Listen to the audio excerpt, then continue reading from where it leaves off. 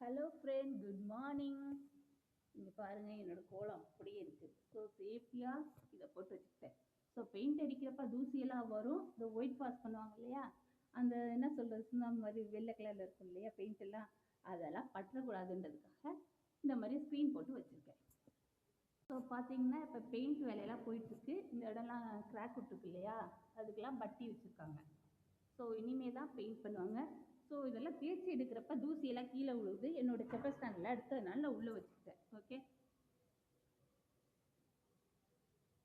இப்படிதான் இருக்குது. Okay, paint அடித்து முடிச்சோடனே நம்ம க்ளீனாக வச்சுக்கலாம்.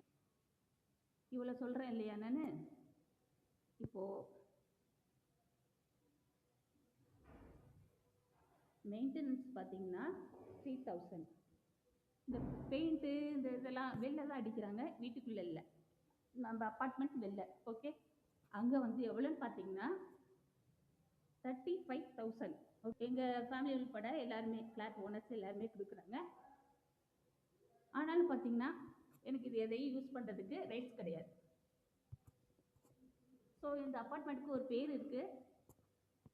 என்னை பொறுத்த வரைக்கும் டீஸ் பண்ணுற ஒரு அப்பார்ட்மெண்ட். ஓகே, ஸோ அதனால் அதெல்லாம் எடுத்து வச்சுருக்கேன். பெயிண்ட் வெல் ஆனோடனே பழையபடி எடுத்து உள்ளார வச்சுக்கலாம்.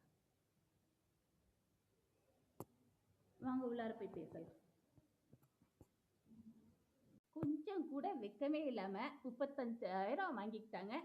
ஸோ மாதம் 3,000 ருபீஸ் நாங்கள் வந்து மெயின்டெனன்ஸ்க்காக கொடுக்குறோம்.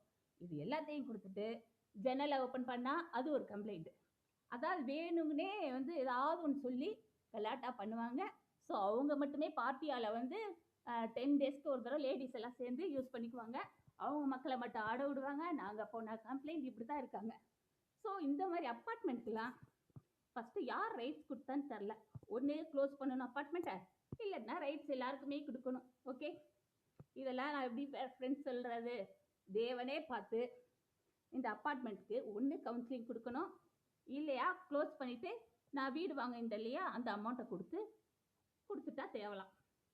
ஸோ இதை வந்து நான் உங்களோட ஏன் ஷேர் பண்ணிக்கணும்னா திருந்தணும் அப்படின்ற எண்ணத்தில் தான். ஓகே, பெங்களூர் எனக்கு ரொம்ப பிடிச்ச ஊர்.